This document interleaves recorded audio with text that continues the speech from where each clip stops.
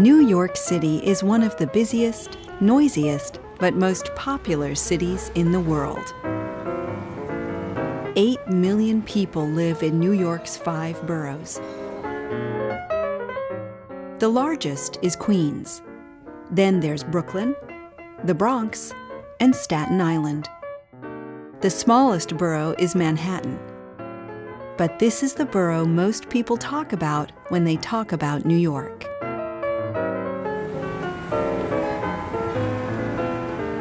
For people who love city life, New York is the perfect place to live. And for visitors, it's the trip of a lifetime. There's so much to see and do. It's got amazing shopping and restaurants,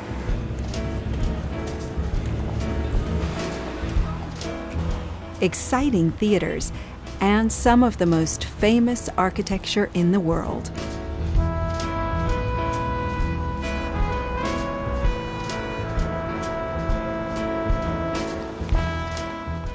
But not everyone enjoys New York life. It's hard to wake up refreshed in a city that doesn't sleep. Living in the city can be very stressful, and it's easy to feel lonely. So where do New Yorkers go to get away from the crowds, traffic, and stress? There are many beautiful parks in Manhattan, and they are great places to relax. Some, like Washington Square Park, aren't very big, but they are very popular with local residents. People come here to chill out and have fun. Central Park is 2.5 miles long and half a mile wide, and it has over 35 million visitors every year. When you're in Central Park, you can forget that you are in the middle of a busy city.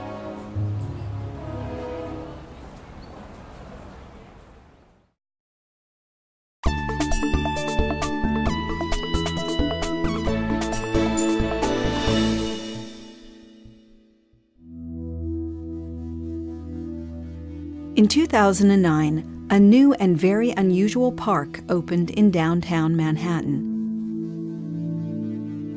The new park, called the High Line, is now one of the city's most popular attractions, and it's easy to see why people love it.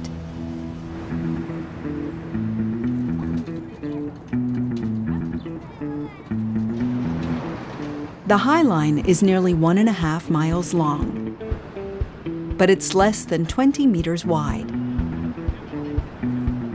It runs right through the buildings 3 stories up, over the traffic and crowded streets below.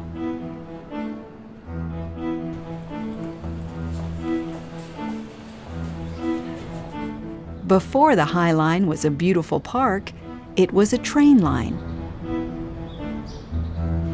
The High Line opened in 1934. Before that, from the 1850s until the early 1930s, trains traveled along the streets of Manhattan. The trains carried milk, meat, and goods. But with more cars on the roads, along with people and horses, it was very dangerous, and there were many accidents. Because of these accidents, the High Line was built, and the trains now traveled safely above the traffic.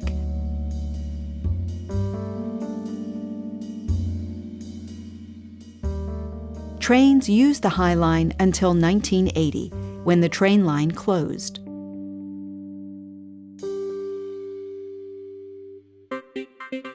Then, for many years, the High Line was empty, and its landscape started to change. Without any trains traveling on the tracks, plants started to grow. Some people wanted the High Line demolished, but a group of city residents fought to protect it.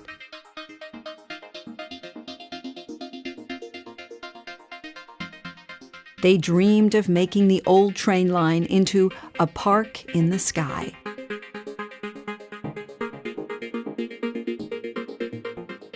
And finally, this dream came true.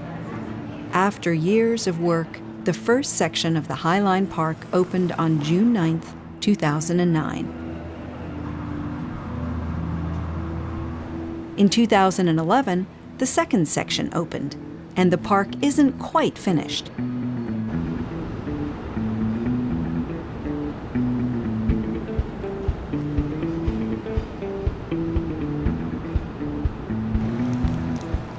But already 3 million visitors come to the park every year.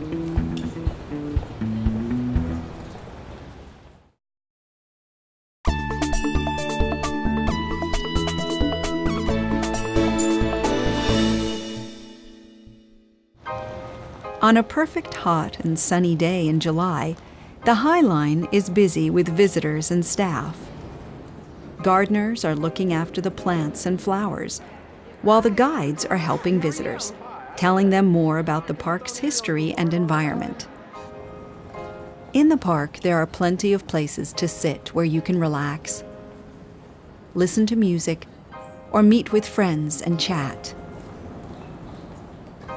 Many visitors are enjoying the views over the Hudson River as far as the Statue of Liberty,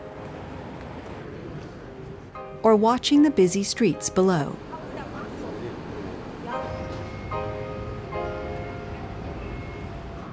So what do today's visitors think of the High Line?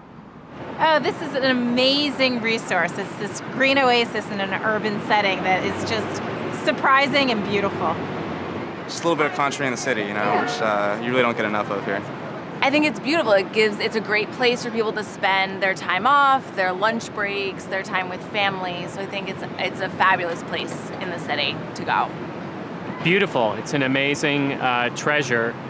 We just arrived an hour ago and have just started walking along it, but it's amazing to see the sights of the city and all the foliage, all the green trees and plants, and all the people enjoying the beautiful day. The High Line is an amazing success. It's a pathway of flowers and grass that runs through neighborhoods where many people haven't got gardens. For local residents, it's a place where they can chill out and escape the stress and noise of the crowded city. And for visitors, it's an opportunity to explore New York's amazing architecture and experience one of the world's greatest cities in a very different way.